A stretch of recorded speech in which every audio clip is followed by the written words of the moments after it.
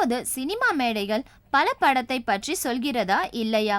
ஒரு விஷயத்தை மட்டும் உறுதிப்படுத்துகிறது. விவேக் ரிட்டர்ன்ஸ் என்பதுதான் அது. எப்படி வடிவேலு மீண்டும் சுதாரித்து கொண்டு விட்ட இடத்தை பிடிக்கும் நோக்கத்தோடு உள்ளே புகுந்து விட்டாரோ அதே போலவே விவேக்கும் கிளம்பி விட்டார். இன்று துவக்கப்பட்ட திருட்டு பைலே பார்ட் 2 வரைக்கும் விவேக்கின் பட எண்ணிக்கை கூடிக்கொண்டே போகிறது. அவர் முக்கிய வேடத்தில் நடித்திருக்கும் ரம் படத்தின் பாடல் வெளியீட்டு விழாவில் பேசிய விவேக், நேரத்தை அதிகம் சாப்பிட்டாலும் யூடியூப் ரசிகர்களுக்கு சம தீனி போட்டார் என்பதுதான் உண்மை. ரம் என்றால் தூய தமிழில் தீர்ப்பு என்று அர்த்தமாம்.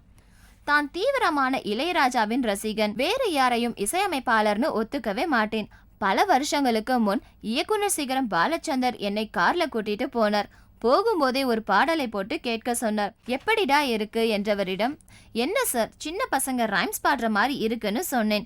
எளிமையா குரல்ல அதுதான் வேணும்னு சொன்னார்.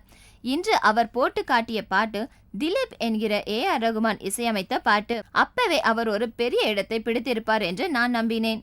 நான் அப்படி நம்பிய பலர் இன்று சினிமாவில் முக்கிய இடத்தில் இருக்கிறார்கள். அனிருத் இன்று இளைஞர்களின் உலகத்தை கலக்கி கொண்டிருக்கிறார். என்னோட செல்லம் அவர். அனிருத் எளிமையானவர் என்பதற்கு உதாரணமா ஒரு விஷயம் சொல்லணும். நான் நடிச்ச ஒரு படத்தில் ஒரு பாடல் பாடணும்னு அவரை அழைச்சேன். கார் அனுப்புங்க வரேன்னு சொல்லாமல் அவரை தேடி பிடிச்சு அந்த இடத்துக்கு வந்துட்டார். அப்படி ஒரு மனசு அவருக்கு என்றார் விவேக்.